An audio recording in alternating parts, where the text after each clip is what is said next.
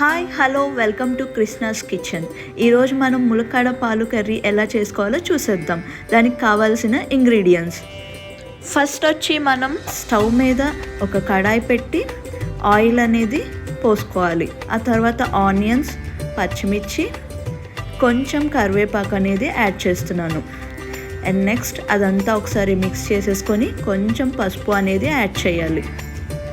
And బాగా కలిపేసుకొని oil అనేది పైకి తేలే వరకు మనం మూత పెట్టి ఉంచుకోవాలి. అండ్ నెక్స్ట్ నేను ములక్కాడ అనేది యాడ్ చేస్తున్నాను. అండ్ అది మూత పెట్టేసి మనం ఉడికించుకున్న తర్వాత లైట్గా వాటర్ అనేది మిక్స్ చేసుకోవాలి. ఎందుకంటే పాలు వేసిన తర్వాత వాటర్ అనేది మిక్స్ చేస్తే కొంచెం టేస్ట్ డిఫరెంట్ వస్తుంది. సో నేను వాటర్ అనేది ముందే యాడ్ చేస్తున్నాను.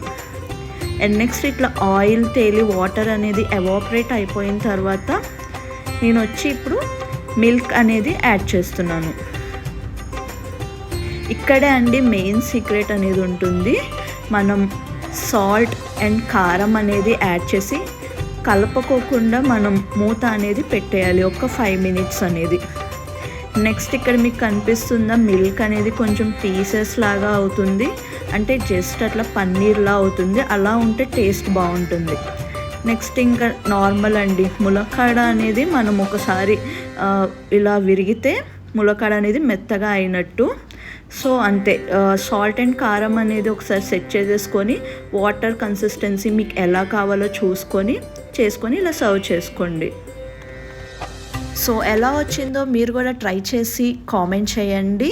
ఇలానే ఈజీ అండ్ సింపుల్ డెలీషియస్ వంటలు మీకు వస్తూ ఉంటాయి. So please subscribe, like, share, comment.